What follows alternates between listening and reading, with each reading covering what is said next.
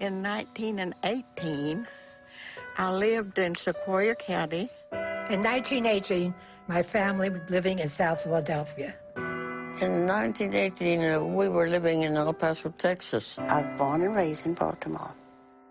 In bustling cities and remote villages, in the United States and around the world, orphan children cried for their parents in 1918. People of all cultures struggled with the same terrible threat. And within a matter of months, as many as 50 million would be dead.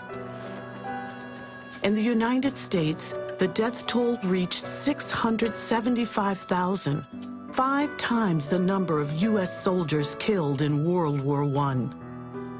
What was that deadly threat?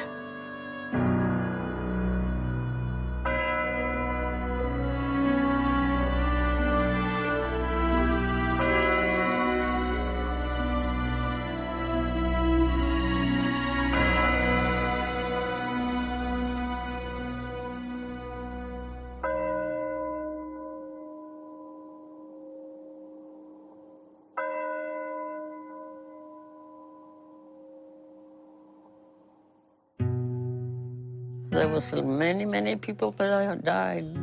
We had just come from a few years before from Mexico, where we were living, on account of the revolution, the Mexican Revolution. I was about 10 years old. I was the oldest, and my 4 brothers and sisters of the family, only my dad and my sister, my smaller sister, did not get it. My 2 brothers were in one room sick. I was sick in the other bedroom with my mother. My poor dad and sister had to be our attendants and see what they could do for us.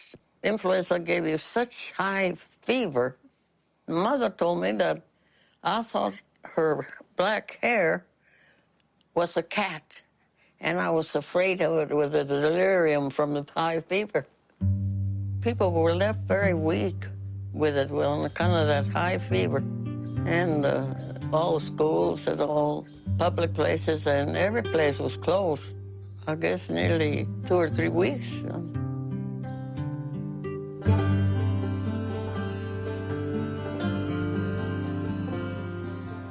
I was 8 years old. We lived near my dad's mother, and she and her daughter and 2 grandchildren were living close to us. And when they got the flu and got sick, my parents, we just moved in with them to where my mother could nurse them, all the patients, and take care of them. At that time, my mother was 25 years old, and she had 3 children. And she was expecting another baby in May. And this was in February. And she'd taken care of 8 patients at one time, very sick patients with the flu, with no convenience, no modern facilities whatsoever. And Mother had to get the wood to keep heat in the house, to keep all those fires going, plus do the nursing care with 8 patients.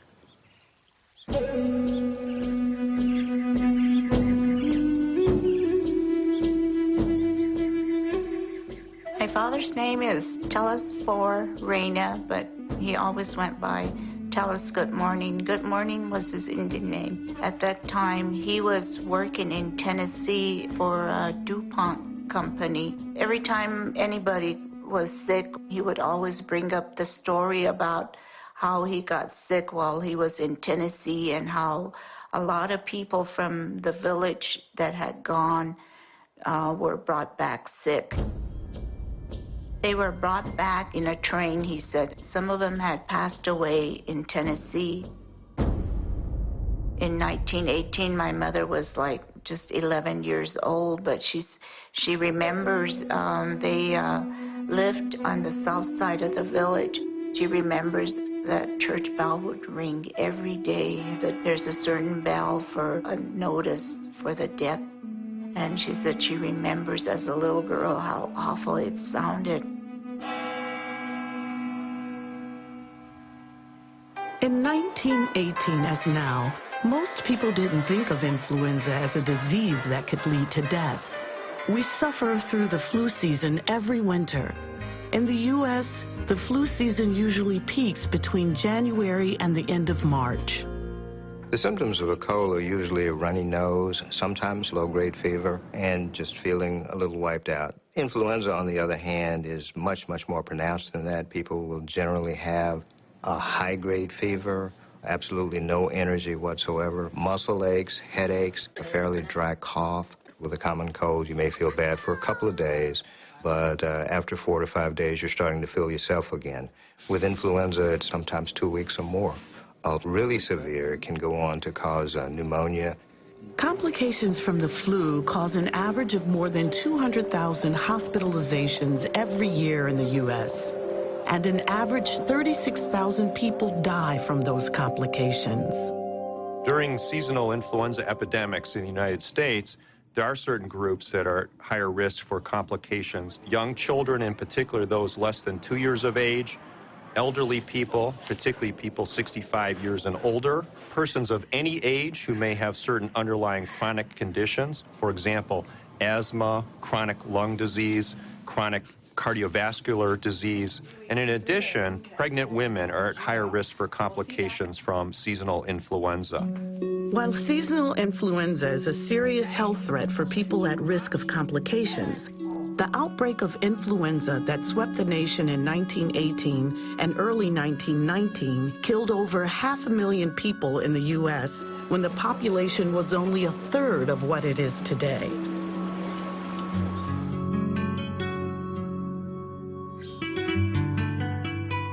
I was 4 years old at that time. I was living at the Trujillo Ranch in Members, Haywood, New Mexico. My mother was the midwife, and she tended to the people, delivery of babies and all that kind of thing. She used to take me with her to go and visit the new mothers, and I loved to go see the new babies. And I cried because at that time she didn't want to take me with her because she was tending to the sick and the dying. But the miracle about it is that she didn't get it. And according to her, none of us at home got it either. She would tell me about how people would die, sometimes two in the same bed, and they had no funeral services or anything like that. They would just carry them off to bury them. It was very hard for them to keep up burying the dead because they were dying so fast. One thing that stayed in my mind, because I used to hear it even later, was the pounding of the nailing of boards together, making, I call them boxes, coffins for the people. Whether people called it influenza, the grip, or the Spanish flu, it was clear this was not the flu that comes every winter. Today we know that influenza is caused by a virus, the influenza virus. We know that the virus spreads from one person to another through droplets when people cough and sneeze, or through contact with the virus on someone's hand or a contaminated surface. In 1918, no one knew what caused it, where it started, or how to stop it. They were scared because it happened so rapidly. They didn't know what was going on, what was happening, why. There were few communities in the U.S. so small or isolated that they were sheltered from the waves of deadly disease that swept around the world. The influenza of 1918 even touched remote Inuit villages in Alaska, sometimes killing every man, woman, and child, or killing the adults and leaving the children with no one to care for them.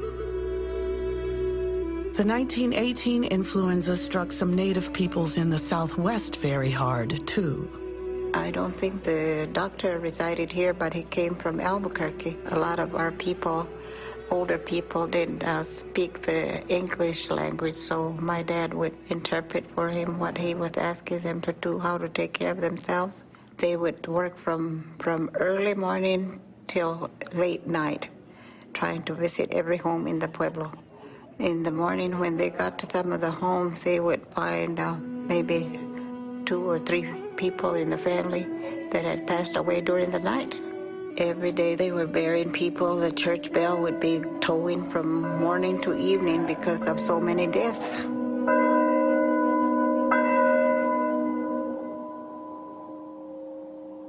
The Bureau of Indian Affairs sent Dr. D.A. Richardson to investigate the situation in the pueblos near Albuquerque, New Mexico.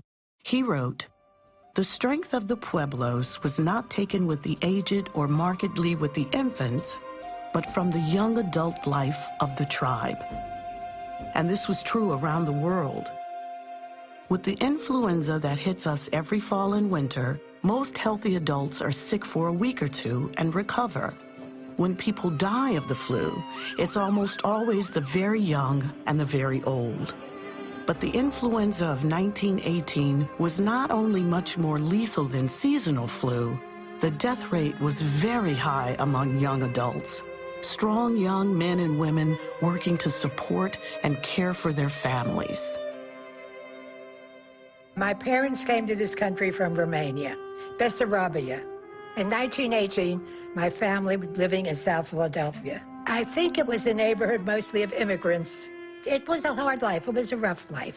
My mother and father and my two sisters all had the flu. It was a very sad period. There was like a sadness over the city. When you looked out, you saw hardly anybody walking around. People stayed in their houses because they were afraid. And they said that it seems that if it killed you, it did it fast. Because I remember them telling me that a young neighbor, they saw him coming home. They watched from the window, he coming from work. And the next afternoon, they saw him carried out. He died. Of all the cities in the U.S., Philadelphia had one of the highest rates of sickness and death and the most disruption. The city resisted putting measures in place that might have limited the spread of the flu. Measures such as prohibiting public gatherings where the flu could spread easily.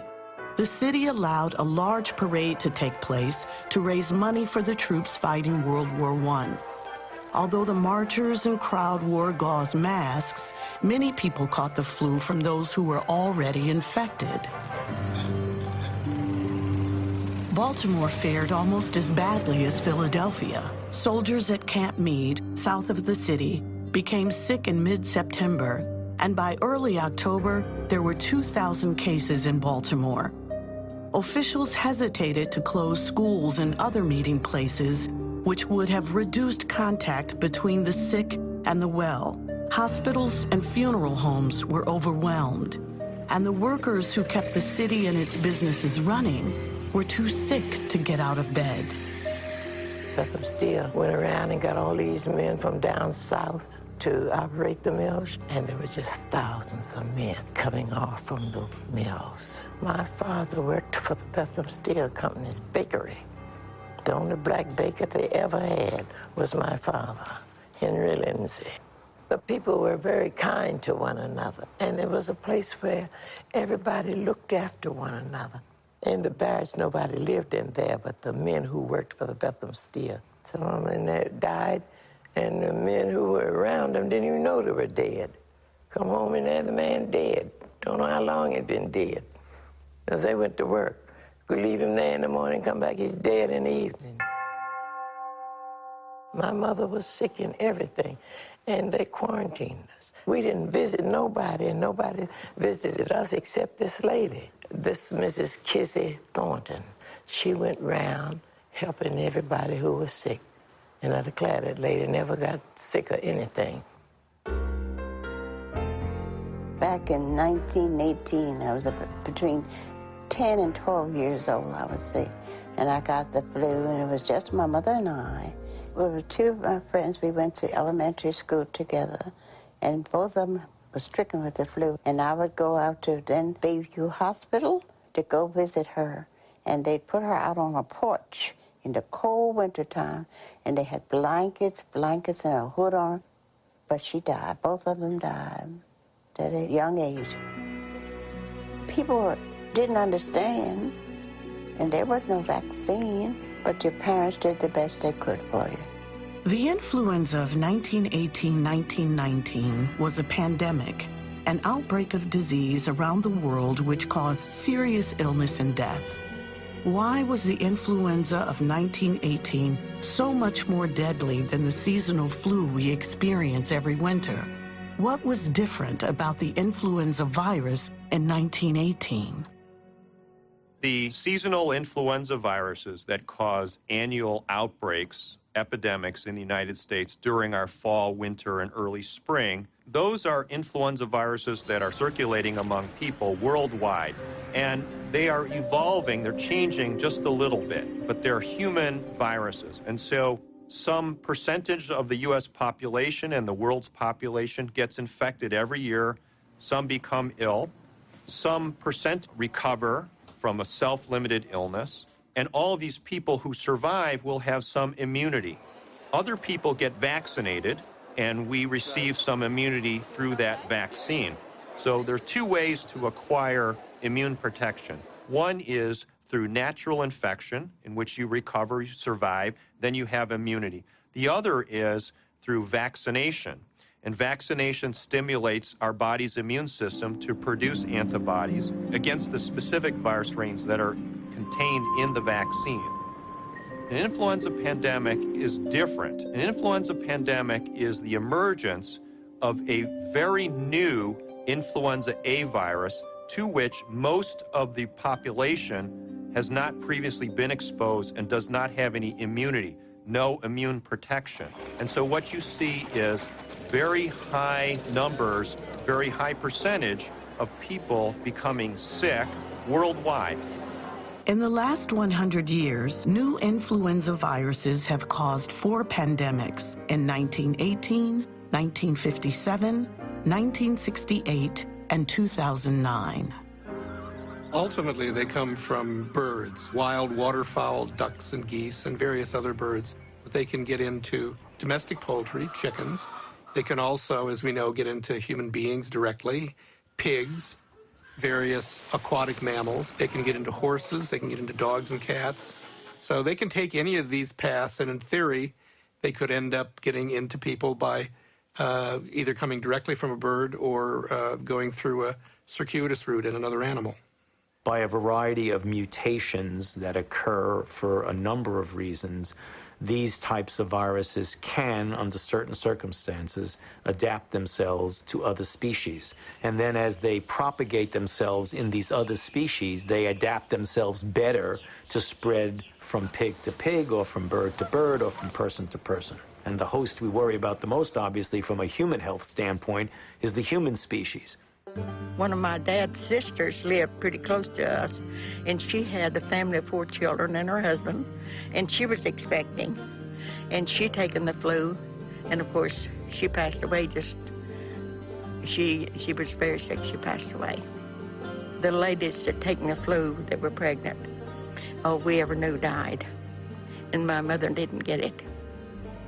We don't know why pregnant women die of influenza at a high rate, but it's been documented for well over 500 years. One of the biggest risk factors for a fatal outcome from influenza is pregnancy. Whatever the reason, it's pretty clear that pregnant women in 1918 were at very high risk. Pregnant women, of course, are going to be in the younger age ranges, but non-pregnant women and men in that age range were also at much higher risk of dying. Why this happened, we don't know. In any flu pandemic, people die from pneumonia. Some percentage will always die, but it tends to be the older folks, people who have chronic conditions like heart disease and lung disease, pregnant women, infants, and so on. This time, in 1918, something very different happened. Otherwise healthy young adults died at a very high rate and constituted a fairly large percentage of the total deaths, something that's never been seen before. Why that happened is a mystery.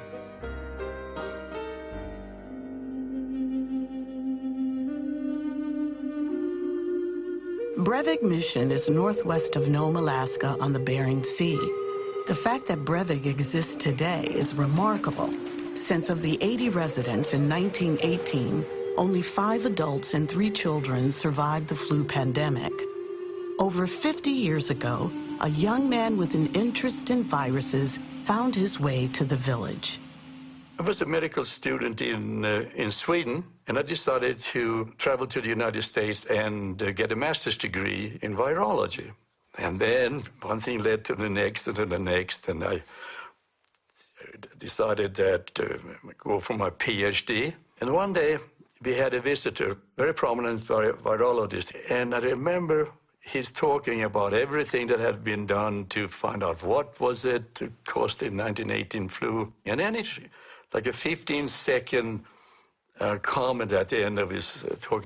He said, somebody ought to go to the northern part of the world and try to find a victim of the 1918 Spanish flu pandemic buried in the permafrost. And that victim is likely to have remained frozen since 1918. At that time, it was something like 35 years or 40 years. And try to recover the virus. And then he went to something else.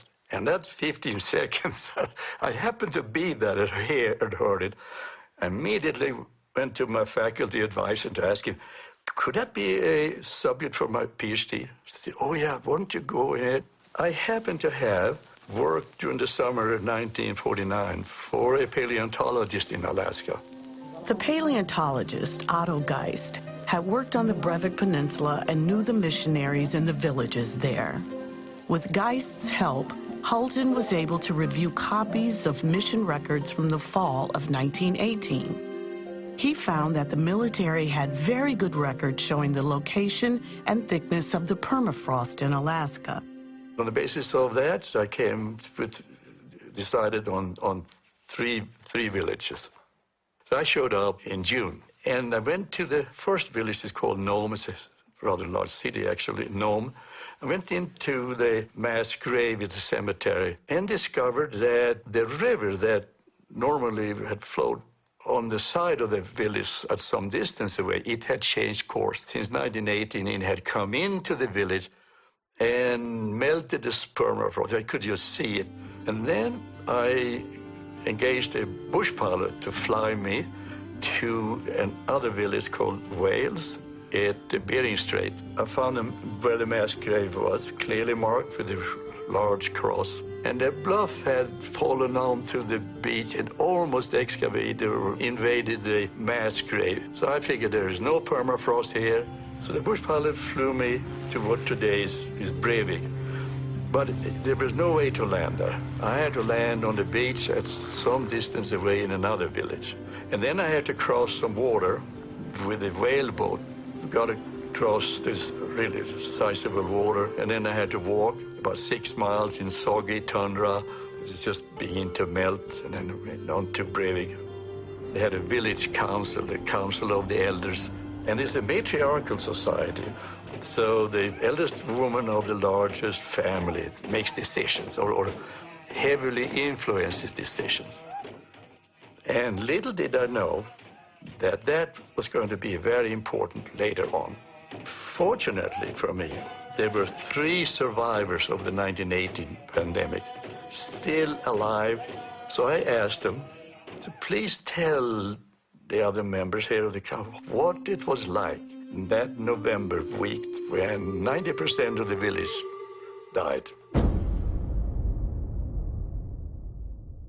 That I said, if you allow me to enter the grave, and if I am fortunate enough to come find the right specimen, I will take it back, the specimen back to my laboratory, and if everything works out well, it will be possible for us to develop a vaccine. So in the next pandemic coming, threatening you, we will have a vaccine to immunize you, protect you. And they understood what vaccine was because they had been immunized against smallpox. The matriarch, Jenny Olana, was in favor of that. So that influenced the decision. So they allowed me to open the grave. So I went out on the grave site and started to dig, and about a foot down I came onto permafrost. Very hard now, frozen ground. And I started a fire. Got driftwood from the beach and climbed up on the bluff, and there were the mass grave, and started to melt the permafrost. And on the end of the second day, I came down about 4 feet, and there I found the first victim. Young child, a girl, I estimated 12 years of age. But the condition of her body at 4 feet from the surface was so good that I was confident that down deeper they will even be better preserved and adults and so on. 72 bodies in that grave. Now, I didn't come alone to Alaska. I had my faculty advisor, influenza virologist. I had a pathologist, one of the professors in the department in Iowa, to perform the postmortem examinations, and then autogeist. So there were 4. I was out there ahead of them to scout the grave, to test dig. A day later, they came to the same beach where I had landed earlier, and we traveled the same way back to Breivik. Now there were 4 of us digging, so we could do it very rapidly. About 3 days later, we were down 6 feet. And then we found 3 perfectly preserved bodies. And the pathologist performed postmortems on them, and the lungs were perfectly preserved. Then we left, thanked the villagers, closed the grave, and I took some pictures, of course, all the time. So eventually I got to Iowa with this, and I started to try to grow the virus, trying to find an alive influenza virus. Week after week after week after week, I got more and more discouraged. And eventually I had no more specimen. And the virus was dead. And there went my PhD. I could see it fly out through the window in the non-air-conditioned office, by the way, lab I had. I decided to go back to Sweden to continue my medical education, and I was extremely fortunate. I was offered to continue medical school at Iowa. And then I got my MD there, became a pathologist. But back in my mind, I had this memory of not getting my PhD and all the effort went into that, and it was just kind of collapsed. Molecular pathology is a specialty of medicine where pathologists use the tools of molecular biology and molecular genetics to make diagnoses and provide insight into patient care decisions. You can make diagnoses of infectious diseases by looking for the genetic material of the infectious organism, the virus or the bacteria, for example. I was in the National Cancer Institute as a pathologist in the 80s, and in 1993 I moved to the Armed Forces Institute of Pathology to set up a new group devoted to molecular pathology, both for clinical molecular pathology as well as research. And one of the things we had to do for both sides of that was to work out ways to recover genetic material from typical biopsy material. The tissue repository at the AFIP goes back to the Civil War, so they have a huge collection of millions of tissue samples reflecting all aspects of clinical disease, tumors and infectious disease, including autopsies of soldiers who died of flu in 1918. I wanted to think of a project that would highlight the utility of having such an old tissue archive as well as our new molecular techniques in which we could do analyses. And the way those two things came together in my mind was to go after the 1918 flu. We thought that it might be possible to recover fragments of the genetic material of the virus still preserved in autopsy tissues of people who died in 1918. When we started the project, there were really 2 fundamental questions that we wanted to answer. That is, 1, why was this virus so particularly virulent? Why did it kill so many people, especially young, healthy adults? And secondly, where did this virus come from? We were hoping to learn from what we see in 1918 to apply it to the future, that we could understand how pandemics form and why particular flu viruses cause more disease than others. These tissues were extremely old, and it was not clear that we could actually recover any genetic material at all from these samples. We had to work out techniques and continue to refine the techniques to extract nucleic acids, DNA and RNA, from these samples. We had started this project in 1995, and it took over a year to find a first positive case, to work out our techniques to make sure that we actually could find influenza. Once we had found a first positive case and we started to generate sequence and compare it to known influenza viruses, we were convinced that we had really found the 1918 virus. But we were really concerned that there would be inadequate amounts of material available to us to sequence the whole virus from that material. In March of 1997, in Science News, there it was. 1918 pandemic virus found. A small sequence had been discovered by Jeffrey Tarnberger. I wrote a letter saying, if you need more specimens, let me know, and I will go back to Alaska. I've been there before. I know where it is. I can go back. And I didn't hear anything. And I thought, well, he knows, he thinks I'm a nut, and that was just so bad. He happened to be on vacation, so he didn't get his mail. We were extremely excited about the possibility. We had hoped that if we could recover material from a frozen victim, that the quality of genetic material of the virus might be improved over what we had in these formalin-fixed blocks. And he called me here. So he asked, when can you go? I said, I can't go this week, but I can go next week. And I called up to Breivik. Now, this time, when I come the second visit now in 1997, it so happened it was in August. And that is a much better time to dig in the permafrost. What is he, the missionary? It's another one now. Pastor Brian Crockett is his name. He's still there. And he knew of the excavation that I had carried out in 1951. And he also knew that I had to get the permission to do it again. So he said it was very difficult. You may not be able to get a permission this time. But I will introduce you to Rita Olana. She was a matriarch at 1997. And little did I know that her grandmother was Jenny Olana. That was it. It would never have happened otherwise.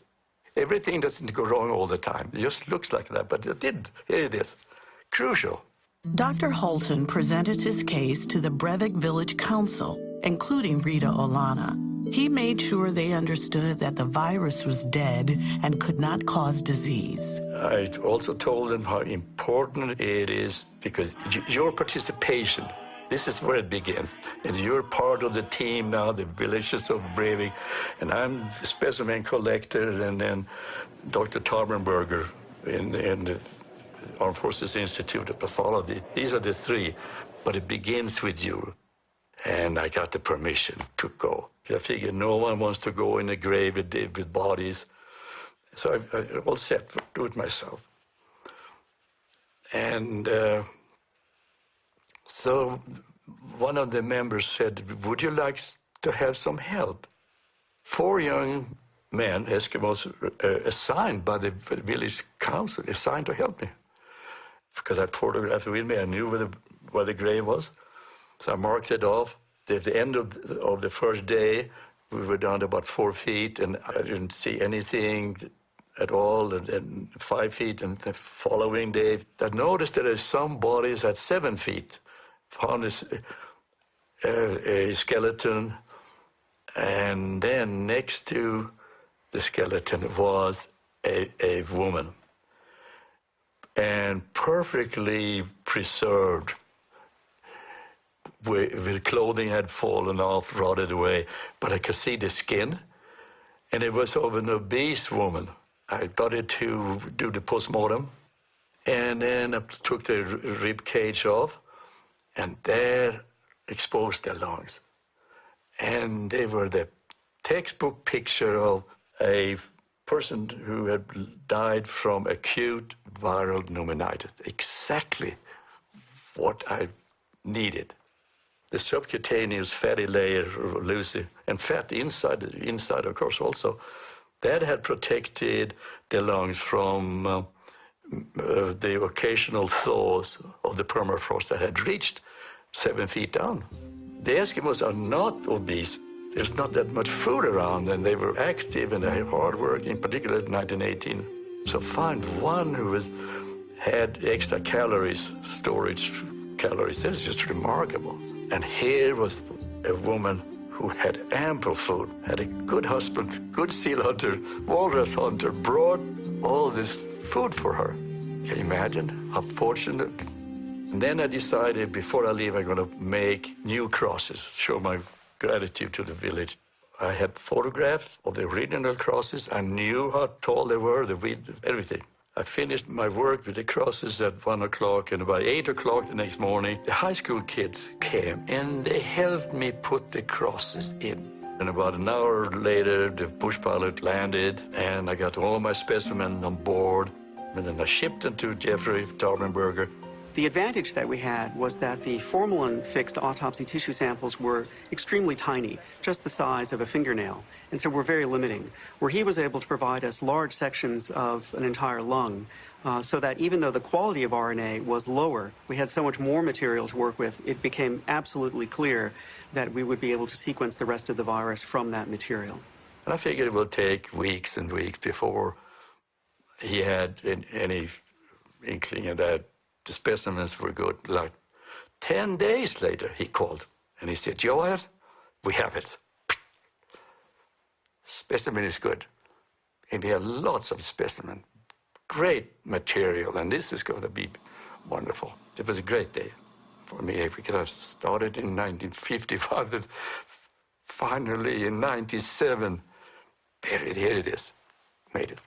But again, without the Eskimos in Breivik, nothing would have come. The effort to sequence the entire genome of the 1918 virus from beginning to end took 10 years. It was a very laborious process. More than 13,000 pieces of genetic information that had to be put together as a total. So if he gets a sequence or a stretch of the gene, a little piece, so he has it looking at it here, and her gene is this long, and it's fully built, and this piece, where does it fit in here, or is it in this end here, or is it this way, and what comes to the left and the right, and day after day, month after month, putting these things together, year after year. So 13,000 pieces plus pieces had to form this proper place. And it's incredible. It's clearly a virus that was human adapted, but genetically it's very bird-like in its sequence. It's very avian-like. And so what we think is that it is an entirely avian-like influenza virus that somehow adapted to humans. We now know that there are a number of mutations in several of the genes that are absolutely crucial in the adaptation to humans. And so you could imagine using these mutations as a screening tool to assess the significance of a bird strain as to whether it was actually moving along the path that would make it adapt to humans. If we identify changes that were crucial to allow a bird virus to replicate in humans, you could particularly design drugs that might block or bind to that particular change to prevent a bird virus from actually functioning in humans. The 1918 flu had as its most unique feature the fact that it had a high propensity to kill young adults ages 15 to 40. Even having the entire sequence of the virus in front of us, we do not yet understand why it behaved in that manner. I favor the idea that people in that particular age group might have had the wrong sort of immunity to the 1918 virus, some kind of immune response that actually made them more susceptible to die. In people older than about age 45 or 50 in 1918, there might have been pre-existing immunity to viruses similar to the 1918 virus. We're trying to identify influenza virus positive autopsy tissue samples from before 1918 to try to help us figure out this problem. Jeffrey Tarpenberger's right-hand woman, Anne Reed, very accomplished. She was sent up with a plaque from the AFIP to present it to the village council.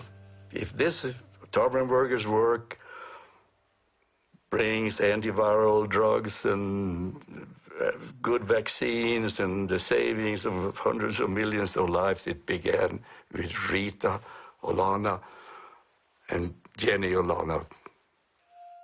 Another question about the death toll in the 1918 flu pandemic was how people died after they became ill with the flu. Dr. Tarpenberger and Dr. Morens examined not only the autopsy tissues in the AFIP collection, but also autopsy reports from all over the world of people who had died of pandemic influenza. we find that the vast majority of people dying died because of secondary bacterial pneumonia. What we think happened is that a very virulent influenza virus caused such an extensive inflammatory response in the lungs and caused such tissue damage that bacteria like strep or pneumococcus that are very commonly carried in the throat of normal individuals could spread down into the lung and cause a disease that would ultimately actually kill the person. The evidence of the bacterial pneumonias, I think, helps explain why you had such high mortality in military camps, particularly. While this is very important in trying to understand what happened in 1918, it also has significant implications for pandemic planning in the future. We've really seen an explosion in information about influenza in the last 10 or so years because primarily, I think, of sequencing of the 1918 virus, but also the unusual events associated with the H5N1 virus, the bird flu virus. We've been watching this particular avian influenza virus for over 10 years now. These viruses are highly transmissible from bird to bird, and they can destroy a flock of birds. But the most important thing from the public health perspective is that humans who have very close contact with the infected birds occasionally can become infected by this virus. Over 60% of those who have become infected have died. Many more people have been exposed to the virus than have become infected. In order for this avian influenza virus to cause a pandemic, we would have to see a number of changes that would occur in the virus so that the virus could be transmitted easily from human to human to human. The fact that the avian influenza viruses that we're monitoring so closely have been circulating for 10 years and still haven't caused a pandemic doesn't mean that these viruses will not cause a pandemic.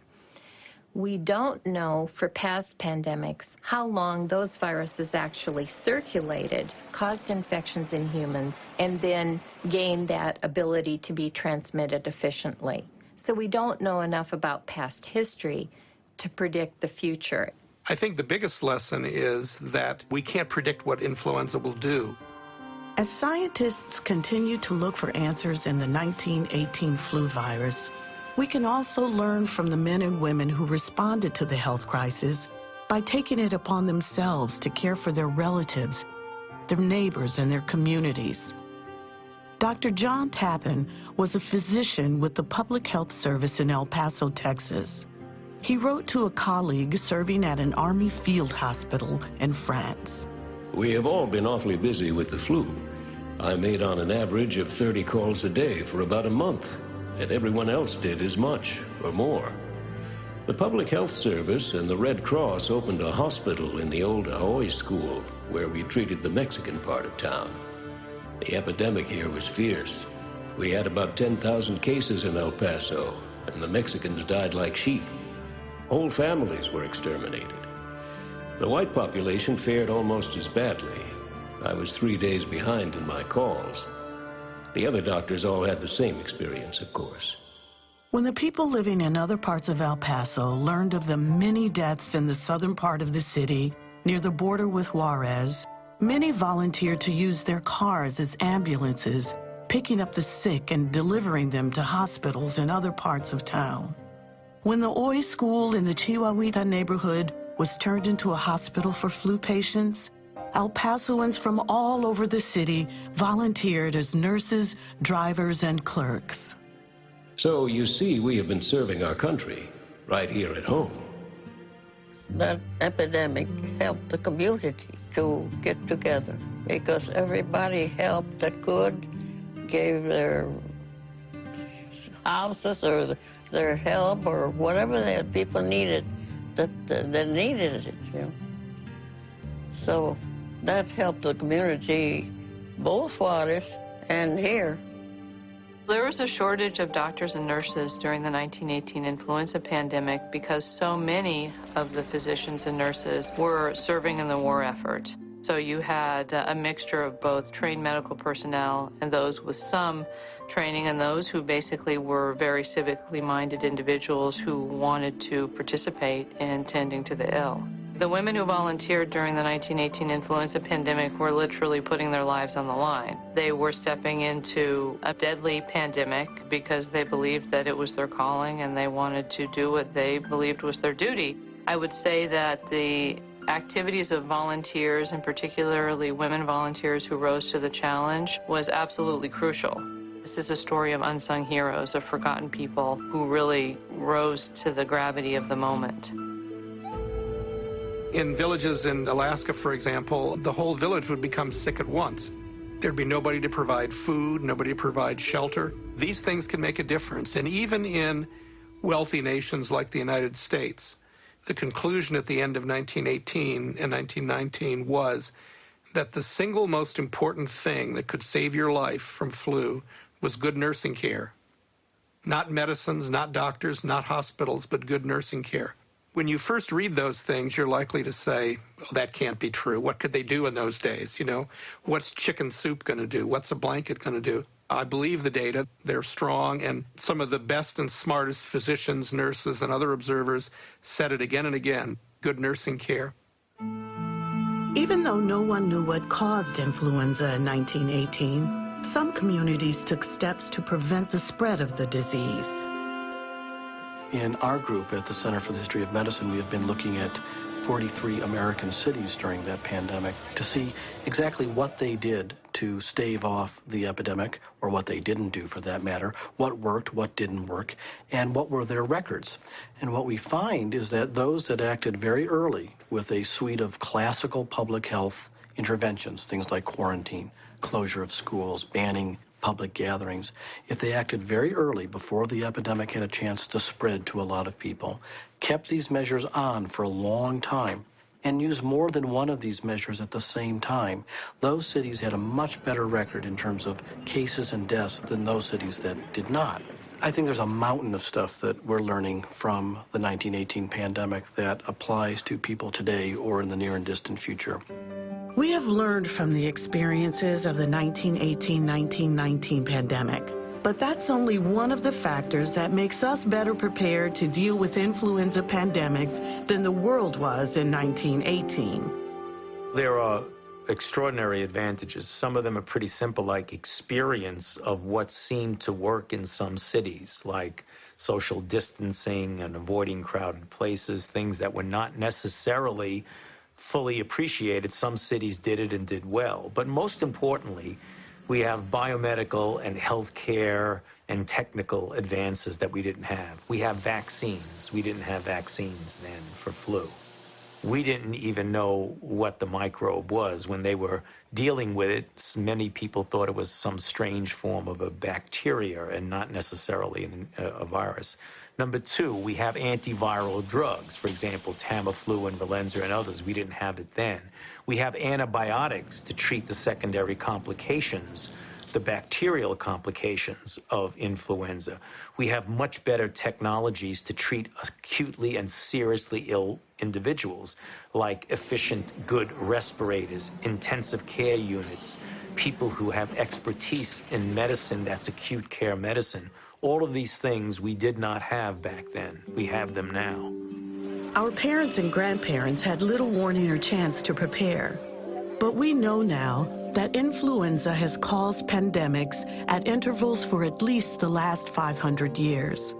Public health officials have been preparing for the next flu pandemic, knowing that it could be a mild pandemic, as in 1968, or a severe, as in 1918. The world is watching a new pandemic flu virus, the novel H1N1 flu virus, which emerged in the spring of 2009.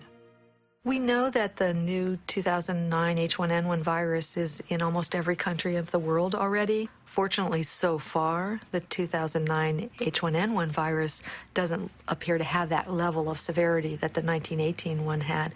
The 2009 H1N1 virus is affecting people differently than seasonal flu strains. The illness is most common in young people, children and young adults, but we're also seeing hospitalizations and deaths, in particular in people who have conditions that increase their risk of complications. Pregnant women have really been heavily hit by this virus. In the United States, and reports around the world suggest that native populations may have a higher risk of severe illness caused by the 2009 H1N1 strain. We want to be ready, and we want to make sure that these populations are served and that they have good access to health care and to the vaccination. Everyone has the experience throughout the world that the best way to contain influenza is by getting a very efficient and safe vaccine. Vaccines, given the current technology, and even in more modern technology, you don't make a vaccine overnight. You have to first find out what the virus is you're dealing with, and then you go through a multi-step process in order to get enough vaccine to protect the population. That multi-step process generally takes several months, usually along the line of 6 or more months. Vaccination is a really important part of our response to the 2009 H1N1 virus, but it's important to say it's not the only part of it. We have a whole series of mitigation efforts and a whole series of communication efforts. Public health officials are fighting the spread of influenza with the health hygiene we learned as children. Stay home when you're sick. Wash your hands frequently with warm water and soap for 20 seconds. Practice cough and sneeze etiquette and avoid touching your eyes, nose, or mouth. At the start of a pandemic, that's the most efficient tool we'll have, in addition to, obviously, social distancing, like staying home when you're sick and so on. But, you know, we're a community that hugs, that shakes, that have elevators that you need to ride on to go to different parts of a building. We go grocery shopping and we need to push our carts. Everything you do, basically, you need to touch something that other people touch. And so that hand washing bit will be very critical. These good habits and vaccination also prevent the spread of seasonal flu. An annual immunization for the seasonal flu helps people stay healthy and helps health workers prepare to vaccinate the population during a pandemic.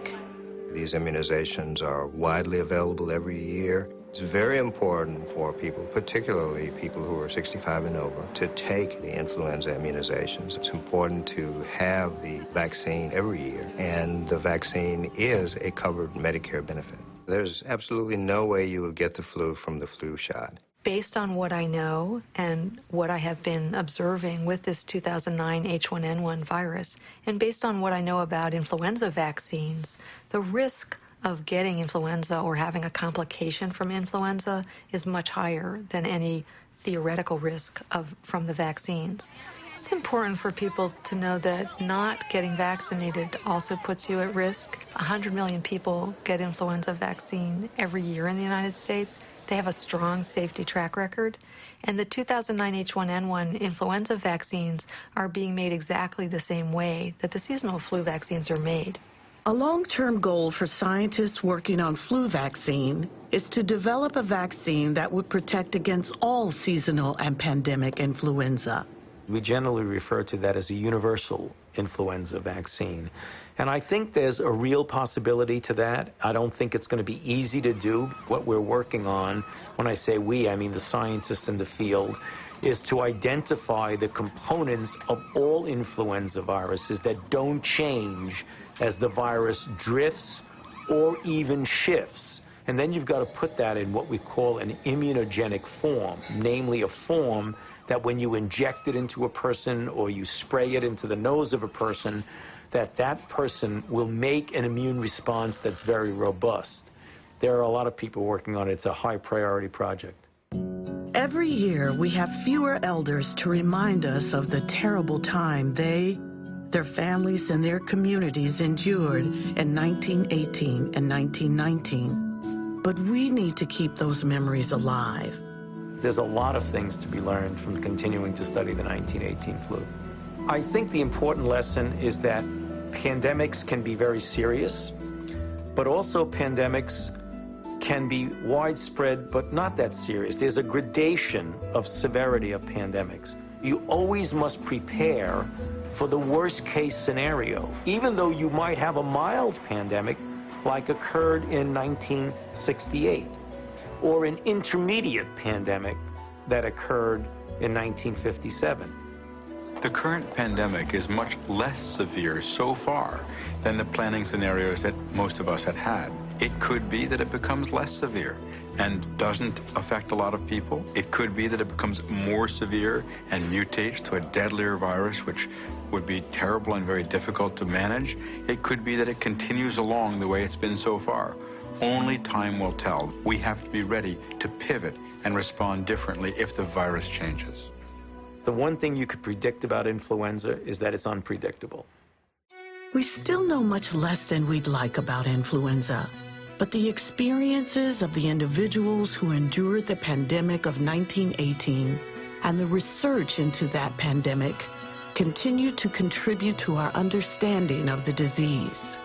We are infinitely better prepared now than we were 100 years ago, back in the beginning of the 20th century.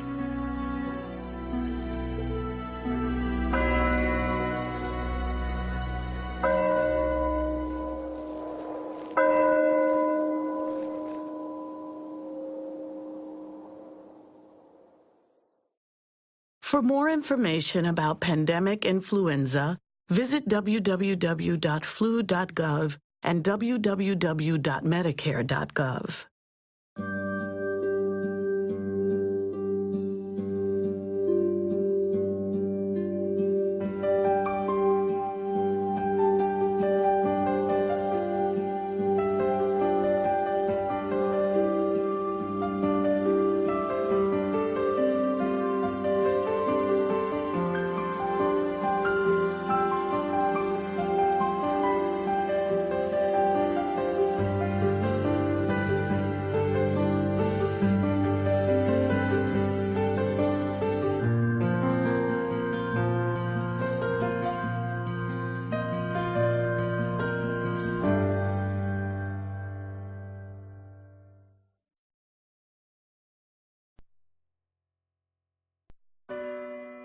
In 1918, I lived in Sequoia County. In 1918, my family was living in South Philadelphia. In 1918, we were living in El Paso, Texas. I was born and raised in Baltimore. In bustling cities and remote villages, in the United States and around the world, orphan children cried for their parents in 1918. People of all cultures struggled with the same terrible threat. And within a matter of months, as many as 50 million would be dead. In the United States, the death toll reached 675,000, 5 times the number of U.S. soldiers killed in World War I. What was that deadly threat?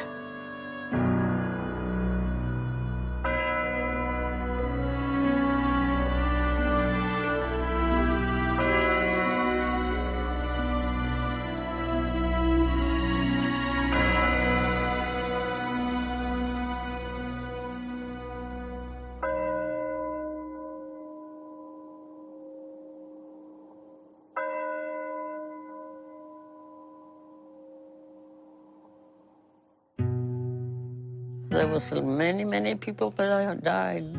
We had just come from a few years before from Mexico, where we were living, on account of the revolution, the Mexican Revolution. I was about 10 years old.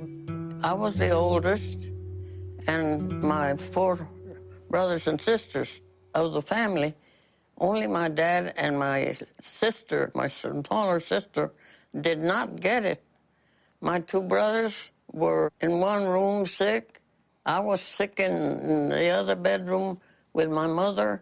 My poor dad and sister had to be our attendants and see what they could do for us. Influenza gave you such high fever.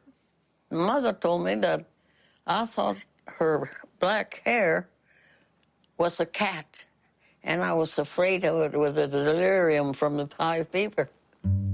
People were left very weak with it, well, on account of that high fever.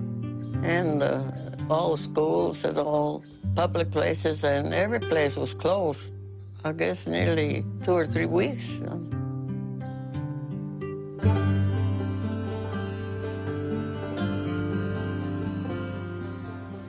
I was 8 years old.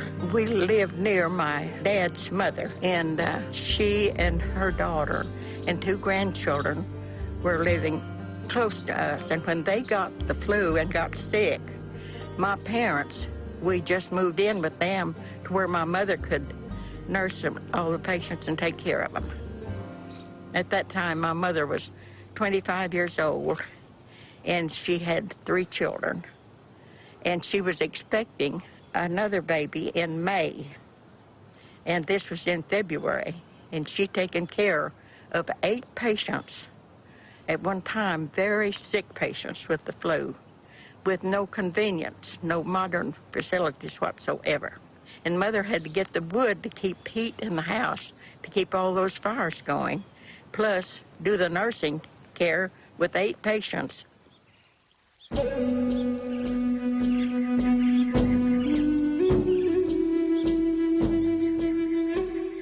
My father's name is Teles Reina, but he... Every year in the U.S., and an average 36,000 people die from those complications.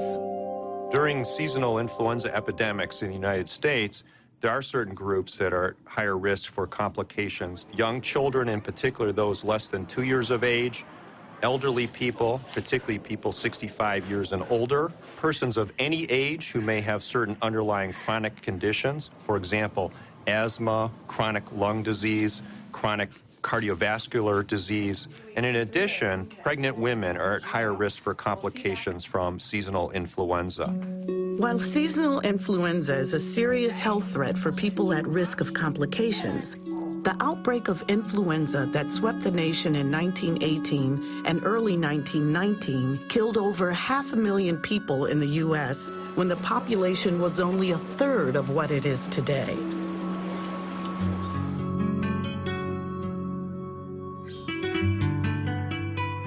I was 4 years old at that time.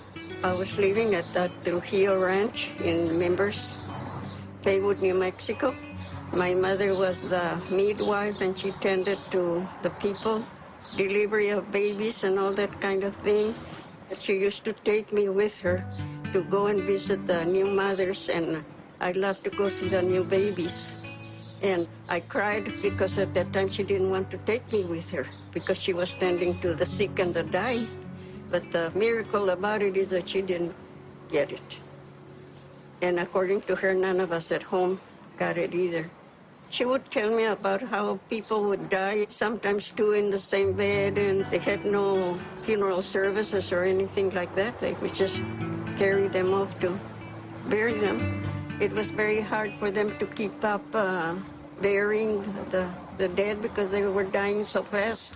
One thing that stayed in my mind, because I used to hear it even later, was the pounding of the nailing of boards together, making, I call them boxes, coffins for the people. Whether people called it influenza, the grip, or the Spanish flu, it was clear this was not the flu that comes every winter. Today we know that influenza is caused by a virus, the influenza virus. We know that the virus spreads from one person to another through droplets when people cough and sneeze, or through contact with the virus on someone's hand or a contaminated surface. In 1918, no one knew what caused it, where it started, or how to stop it. They were scared because it happened so rapidly. They didn't know what was going on, what was happening, why. There were few communities in the U.S. so small or isolated that they were sheltered from the waves of deadly disease that swept around the world. The influenza of 1918 even touched remote Inuit villages in Alaska, sometimes killing every man, woman, and child, or killing the adults and leaving the children with no one to care for them. The 1918 influenza struck some native peoples in the Southwest very hard, too. I don't think the doctor resided here, but he came from Albuquerque. A lot of our people, older people, didn't speak the English language, so my dad would interpret for him what he was asking them to do, how to take care of themselves. They would work from early morning. Always went by, tell us good morning. Good morning was his Indian name. At that time, he was working in Tennessee for a DuPont company. Every time anybody was sick, he would always bring up the story about how he got sick while he was in Tennessee and how a lot of people from the village that had gone were brought back sick. They were brought back in a train, he said. Some of them had passed away in Tennessee. In 1918, my mother was like just 11 years old, but she remembers they lived on the south side of the village. She remembers that church bell would ring every day, that there's a certain bell for a notice for the death. And she said she remembers as a little girl how awful it sounded. In 1918, as now, most people didn't think of influenza as a disease that could lead to death. We suffer through the flu season every winter. In the U.S., the flu season usually peaks between January and the end of March. The symptoms of a cold are usually a runny nose, sometimes low-grade fever, and just feeling a little wiped out. Influenza, on the other hand, is much, much more pronounced than that. People will generally have a high-grade fever, absolutely no energy whatsoever, muscle aches, headaches, a fairly dry cough. With a common cold, you may feel bad for a couple of days, but after 4 to 5 days, you're starting to feel yourself again. With influenza, it's sometimes 2 weeks or more. Really severe, it can go on to cause pneumonia. Complications from the flu cause an average of more than 200,000 hospitalizations